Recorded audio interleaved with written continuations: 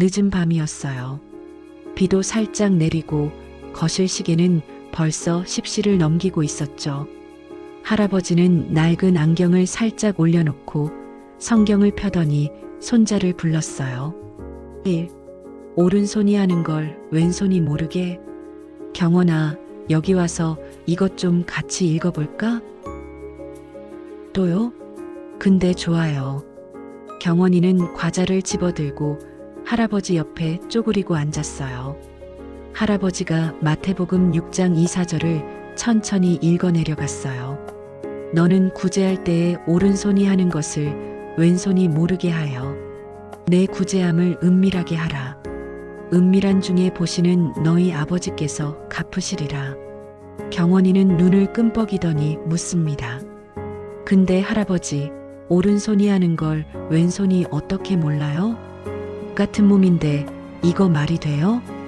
할아버지가 피식 웃으면서 말해요.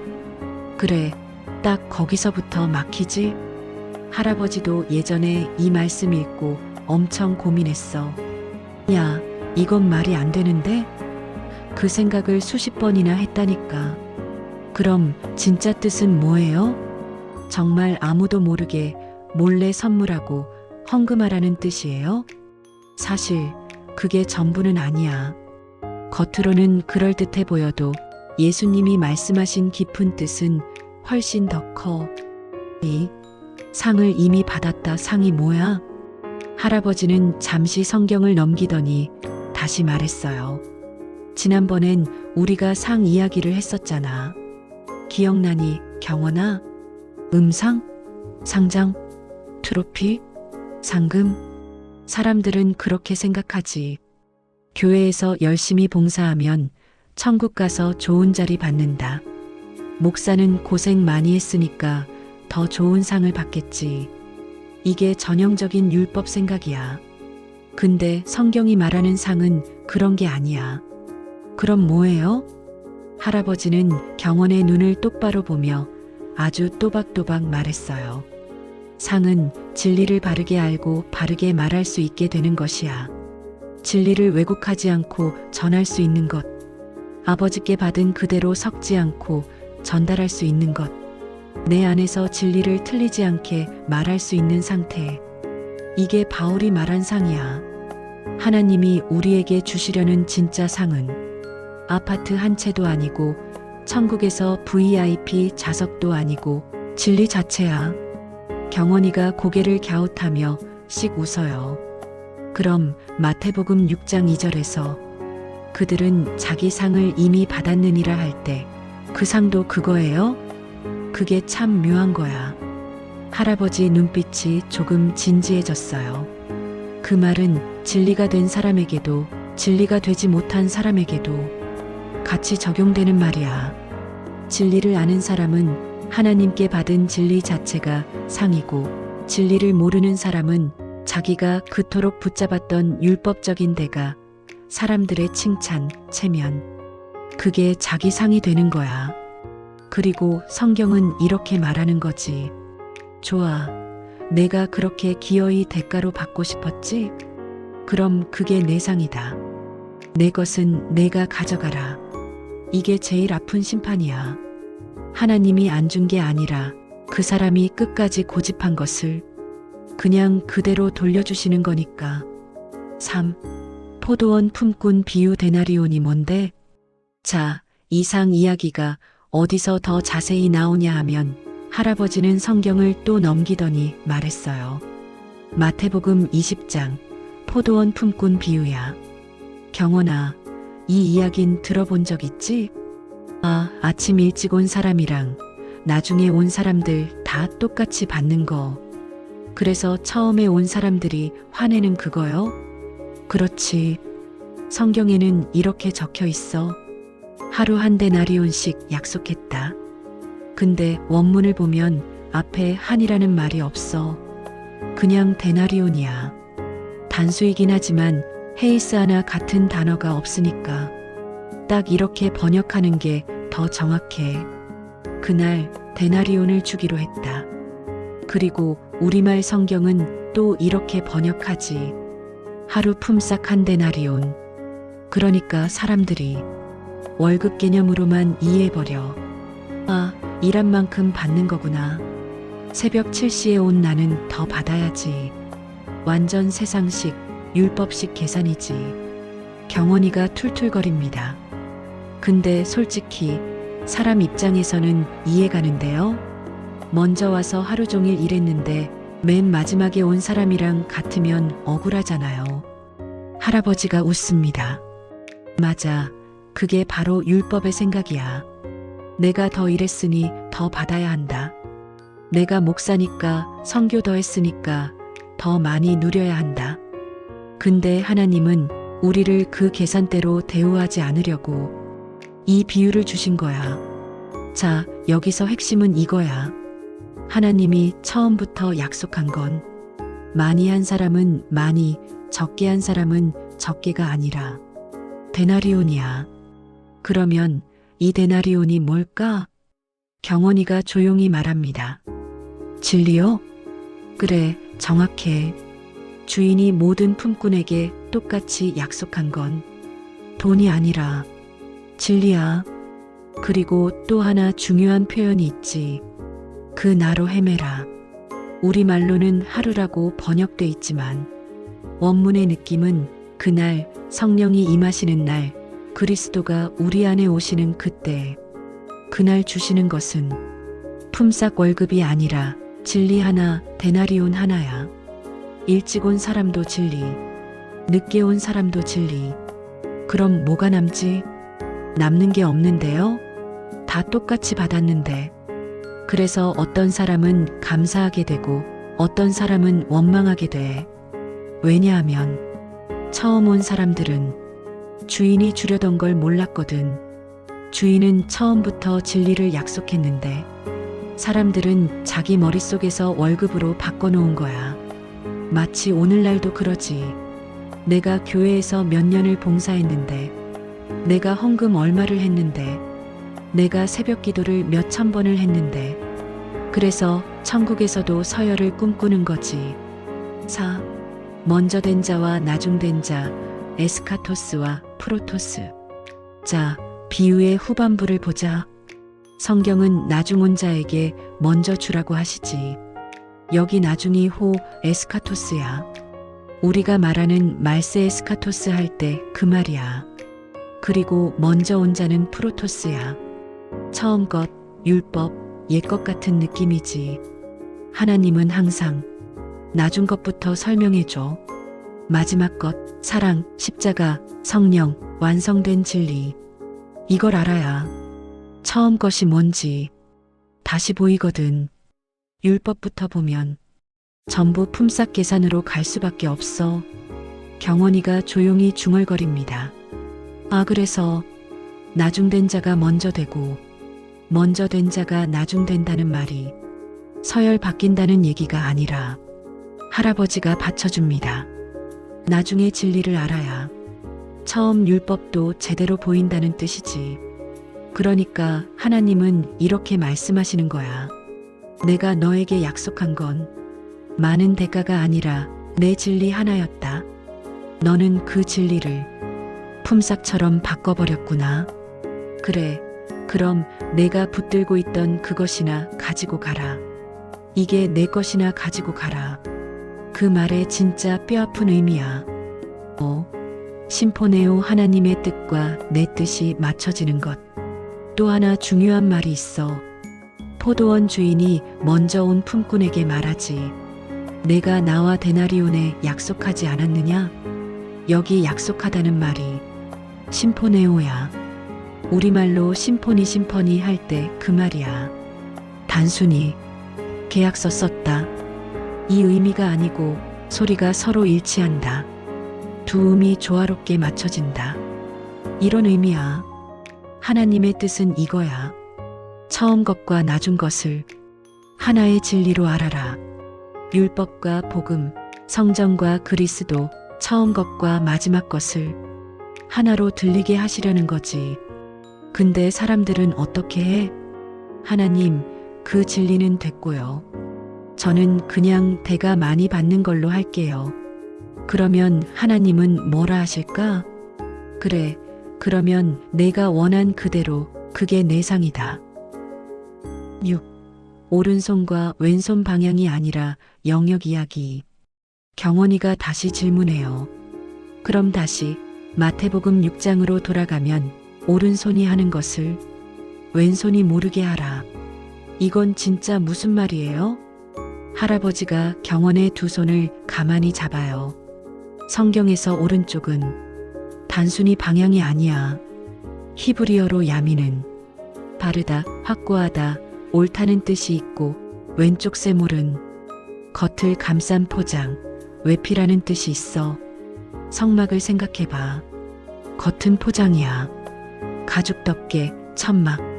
안에는 실체, 진짜 임재가 있지. 왼쪽은 껍데기 율법 쪽이고 오른쪽은 실체 진리 쪽이야. 그러니까 예수님 말은 이런 거야. 너희가 진리로 긍휼을 베풀기 시작하면 율법 쪽에 서 있는 사람들은 그게 뭔지 알 수가 없다. 모르게 하라는 말은 몰래 숨어서 해라가 아니라 진리와 율법은 아예 다른 차원이기 때문에 율법 편에서는 그 일을 이해할 능력이 없다. 이 말에 더 가까워. 경원이는 살짝 웃으며 고개를 끄덕여요. 진리 편에 서 있으면 율법 편이 볼 수 없는 거네요? 맞아. 우리가 오른편에 진리 쪽에 서게 되면 왼편은 없어져 버려.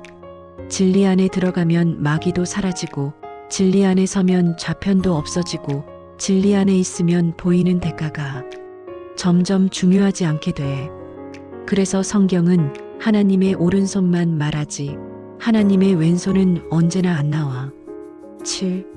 구제가 아니라 긍휼 이에리에모에스와이엔. 자, 다시 6장 3절을 보자. 너는 구제할 때에. 여기 구제라고 번역된 말이 원래는 엘레에모시네야. 긍휼이라는 말이지. 쌀 나눠주는 행위, 연말에 사진 찍고 박스 쌓아놓고 보도자료 내는 그 행위가 성경이 말하는 긍휼의 전부가 아니야. 예수님은 원래 이렇게 말씀하신 거랑 비슷해. 너희가 긍휼, 곧 아버지의 것을 받아서 다른 이에게 나눠주는 일을 할 때 이건 진리의 영역이니까. 율법 쪽에서는 이해가 안 되는 거다.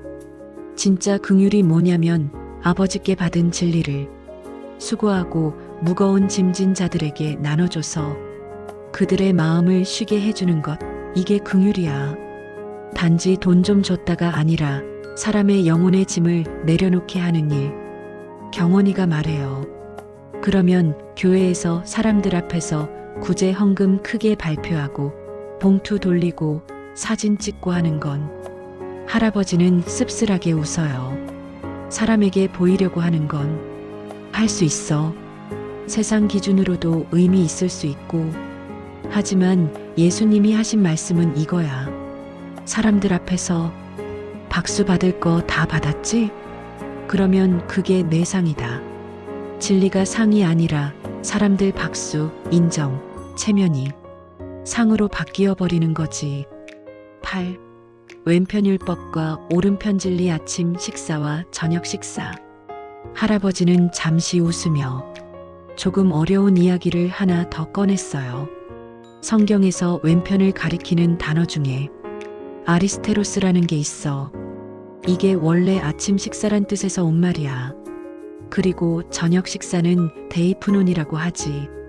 유월절 만찬, 주님의 만찬 이야기할 때 나오는 말이야. 아침은 율법, 저녁은 진리. 이렇게 비유할 수 있어. 아침 밥만 먹고 저녁을 못 먹으면 사람이 허기지잖아. 율법만 알고 진리를 모르면 영혼이 항상 부족한 느낌이야. 그래서 하나님이 먼저 율법이라는 포장세모를 주시고 그 다음에 진리라는 실체 데이프논을 주신 거야. 우리가 해야 할 일은 이제 포장을 찍고 안에 실체를 먹어야 할 때구나. 이걸 알아차리는 거지. 경원이가 갑자기 떠올라서 말해요. 할아버지가 전에 말한 거 생각난다. 점심이란 말이 마음의 점을 찍는 거라고. 할아버지가 반갑다는 듯이 웃습니다. 맞아, 잘 기억했네. 점심이 원래 불교 용어인데 마음에 점을 찍는다는 뜻이야. 문장에 점을 찍으면 그 문장이 완성되었다는 뜻이잖아. 우리 마음에 하나님이 진리의 점을 찍어주셔야 하나님이라는 글자가 완성돼. 큰 데에 점을 하나 찍으면 하나님이 되고 사람 위에 진리의 점이 찍힐 때 비로소 사람이 하나님의 산이 되는 거야. 이게 다 율법 왼편의 포장과 진리 오른편의 실체를 구분해서 설명하는 언어들이야. 9. 진리의 발 제사장과 선물 테루마 헤렘. 이제 구약 한 장면을 더 보자. 레위기 7장 32절에 이런 말이 있어. 화목 제물의 오른쪽 다리를 제사장에게 주어 거제로 삼으라. 여기 오른쪽이 또 야민이야. 진리, 옳음. 다리는 발과 연결되지. 성경에서 발은 흔히 복음을 전하는 자를 가리켜. 바울이 그러잖아. 복음을 전하는 자들의 발이여. 어찌 그리 아름다운가. 그럼 하나님은 발이 있어? 없어? 경원이가 웃어요. 당연히 없죠. 사람을 통해 가시는 거죠. 그렇지. 그러니까 하나님이 우리를 발로 쓰시는 거야. 여기 거제로 번역된 단어가 테루마인데 원래 뜻은 선물이야.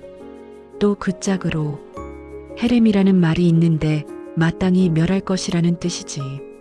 하나님께서 마땅히 멸할 것을 불태워 없애면서 그 속에서 선물을 꺼내주셔. 예수님의 십자가가 딱 그래. 겉으로 보면 진멸이고 그 속에서 우리에게 대제사장이란 선물이 나오지. 그리고 이제는 우리도 제사장이 돼. 진리를 받아 사람들에게 전해주는 존재, 하나님과 사람 사이를 잇는 중보자 같은 존재. 그래서 베드로전서에 왕 같은 제사장이라고 나오지. 10. 형과 형제, 그리고 우리의 자리. 할아버지는 종이에 한자를 하나 썼어요. 이게 뭔 글자지, 경원아? 형이요. 그래. 위에는 입, 아래는 발이야. 입으로 말하고 발로 가는 사람.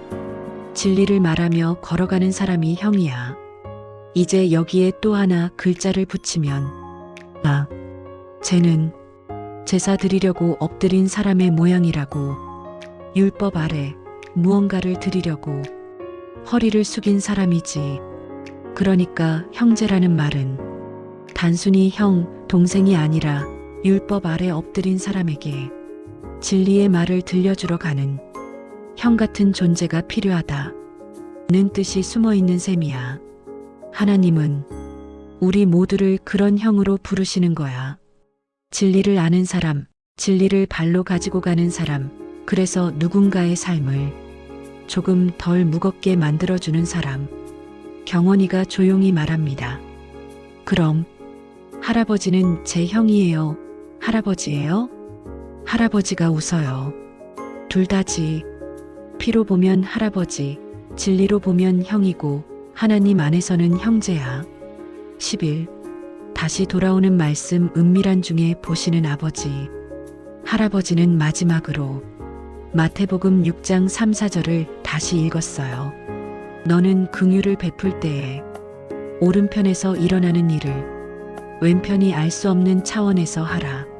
내 긍휼함을 진리 안에서 은밀하게 하라.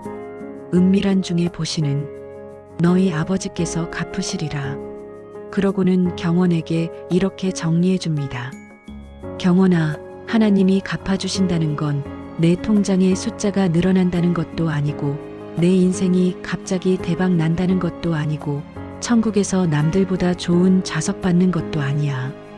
하나님이 주시는 갚음은 내 안에 진리를 주시는 것, 그 진리를 왜곡 없이 말할 수 있는 입을 주시는 것, 그 진리를 가지고 걸어갈 수 있는 발을 주시는 것. 이게 최고의 상이야. 그래서 오른손이 하는 일을 왼손이 모른다는 말은 진리 안에서 행하는 일은 율법적인 계산으로는 도무지 설명이 안 된다. 는 뜻이고 은밀한 중에 보시는 아버지란 사람에게 보이는 대가보다 내 안에서 조용히 진리를 빚어가시는 하나님을 말하는 거야.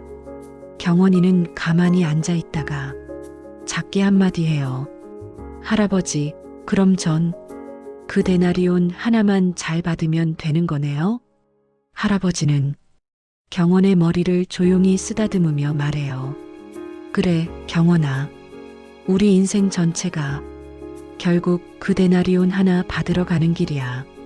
먼저 알든 나중에 알든 목사든 평신도든 오래 일했든 조금 일했든 그 진리 하나 제대로 알고 왜곡 없이 전해줄 수 있다면 그게 인생 최고의 상이야. 그러니까 너도 누군가에게 그 진리를 조용히 나눠줄 수 있는 오른편의 발이 되었으면 좋겠다. 빗소리가 조금 더 커졌고 거실 시계는 11시를 향해 가고 있었어요. 마 62. 그러나 그 밤 경원의 마음 한가운데 작게, 아주 작게 점 하나가 찍히고 있었어요. 진리의 점, 하나님이 내려 찍으신 작은 표시. 그게 바로 아버지께서 은밀한 중에 주시는 첫 번째 상이었어요.